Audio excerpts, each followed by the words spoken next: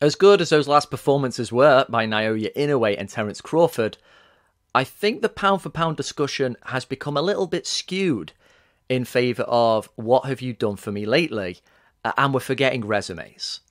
Now, you take away their last two victories over Fulton and Spence, respectively, and for me, it's Inoue who has the slightly stronger resume. Beat guys who at the time were a little bit better, of course, has gone up another weight class. But now, if we look at Oleksandr Usyk's resume, the consistent quality, the lack of controversy. I said when everyone was super high on Canelo around 2021, and he was having nice activity levels, and he was hoovering up those super middleweight titles, I was saying, look, there's an argument here for Usyk as number one, based on quality of opposition, and having no fight where you could say, look, the other guy deserved to win. And in terms of when he defeated most of his top opponents, most of them hadn't known what defeat was yet. They're all young, they're all in ascendancy. Most of them are still enjoying success now, or did do after losing to Usyk. Do you remember when Deontay Wilder said to Tony Bellew on that silly IFL video, and they were having a little back and forth, when Bellew was still flirting more with fighting some of the bigger guys at heavyweight? And Deontay Wilder said, I like to whoop an ass that's fresh. Yeah, and that's what Usyk has done for the majority of his career. You could say AJ was, not mentally there, but of course it's Usyk who twisted that knife even more. And so as good as that performance was that Crawford put over Spence, and it probably gave us the evidence to confidently say, look, I don't reckon any version of Spence is going to beat Crawford. We can't ignore that it wasn't ideal timing. There wasn't the activity levels we wanted from Spence, of course, post-car crash. And many are just holding onto this idea, without trying to tarnish Crawford's win, that there's just something not right with Spence right now. So we can't turn a blind eye to those things. Long story short, you can still easily claim that Usyk deserves to be pound-for-pound number one, and you would have a lot of good reasons to back up that claim. This coming Saturday, he finds himself back in Poland, where he won his first world title against Gravatsky, and what really marked the start of that globe-trotting, gold-plated campaign. And in the other corner will be Britain's Daniel Dubois, still young, still a prospect in some ways, though now post-Joe Joyce, post-taking a knee, arguably quitting, let's just put the word out there, because some people will stand by it.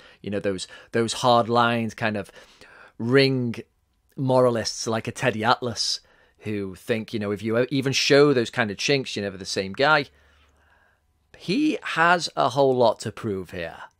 Daniel, that is, not Teddy Atlas. He is going to have to make a believer out of all of us with every single punch. Because outside of Joyce as well, his record has been, or is, kind of poor. He wasn't fast-tracked like AJ. What's the best name on his record for a win? I don't know, I'm drawing a blank here. He's always looked the part. He's got good dimensions, and that power is real. I know there's kind of little performances out there, like against that big Razvan Cajano. Joseph Parker just couldn't put a dent in him at all. Dubois blasts him in 2 rounds.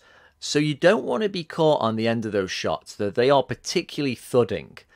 But that connective word called skill, in order to implement that power against somebody as slick as Usyk, how is that going to work now beyond Usyk just suddenly becoming old, that classic one, suffering an injury, or being overzealous himself, perhaps the success just suddenly going to his head? What is the route in here for Dubois? What are the odds for this one? They must be long. Stuff we're seeing on the pads, and I guess the general idea, and what Dubois has said, admittedly looking more comfortable now in front of the camera than he has done in the past. He's smiling, he's saying, look, I just got to go for it. And that is what he's got to do. He's got to try and bring some real presence about him, make the ring smaller, try and be a bit of a pressure fighter. That is what you do against someone like an Usyk, if you can. If you were to ask me, right, send one guy in there to defeat Usyk in history, and I'd probably say someone like a Joe Frazier, somebody who would just not leave him alone, not give him the space to box. And we saw little bits of that in a very poor man's Joe Frazier in Derek Chisora. If you close the gap and be physical, it's harder for the boxing to breathe. Now, no, I did not think that fight was close. That's one of those more modern myths. But that's the general idea. And of course, using that physical aspect is what AJ didn't do. Dubois has got to try and use his body. Barge in close. He is the younger man. Use that as fuel. Go to the body worker up top. And yeah, hit the arms if you can, Joe Frazier style. Usyk has been through a lot of training camps. There was a postponement, wasn't there, between one of his heavyweight fights because was it an injured bicep, attempting maybe some new kind of weightlifting? You don't know if a well-placed hook might just undo something.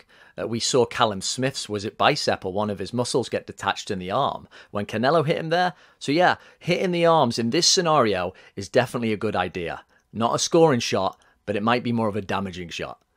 Now, this is under the assumption that Dubois is going to bring in the same energy that he's currently talking with, that he's got the ability to somehow corner Usyk, catch him with something he doesn't see coming. But even still, even if that were to occur, I've still got to heavily favour Usyk. I think Dubois mentally only has so much rope to commit before he is overwhelmed with demons or some sort of panic. I didn't like what I saw in that last fight against Kevin Lerena, going down 3 times. Okay, it looked like he twisted his ankle, bit of a weird one. But that willingness to just take a knee 3 times, to put yourself at such a points deficit early on, I think just panic seems to overwhelm him and eat him up if things aren't quite right. And it's a very different situation walking down a Kevin Lerena, quite a narrow build, compared to the taller and broader Usyk. He's going to be tinkering with the range. He's going to be throwing in those sharp punches and probably reminding us that he does actually have some pop. Usyk, because the skills are so apparent and the fleet feet, we forget this is a stinging puncher. It's a KO percentage which has been diluted a bit through fighting such quality. Don't forget the way he zipped that left hand on AJ in the first fight was at round 3 and shook him a bit. If he wants to commit to his power, he can do. He did shake up Chisora as well at one point. And if Usyk is just starting to slow down a tad, he's going to start setting his feet more, inevitably. And I think with Dubois, he doesn't really move his head, does he? I think the competition has been kind of so low for him, or to just try and complement that power a bit more, to sell him more, you know, as a triple D, lifting a name that's not your own, that he hasn't developed the basic stuff enough. I look at his defense and I think, has he even got a good, solid, tight guard, if need be? He almost seems to be so muscle-bound that he might not be able to achieve a very good defense. It sounds bizarre, but some people, the way they're put together, the arms cover more of the body. They fill in more of the cracks. I get the sense that once Usyk gets into his flow, he's going to find all kinds of holes in that defense. And when that very probably starts to happen, I think Dubois' world is going to get much smaller. He's going to panic at some point. Maybe a shot will take his legs, but I see more of a mental capitulation happening here. Usyk, as we know, can exhaust you just by always just staying in that range of engagement. So you're not allowed to reset, so you're overthinking.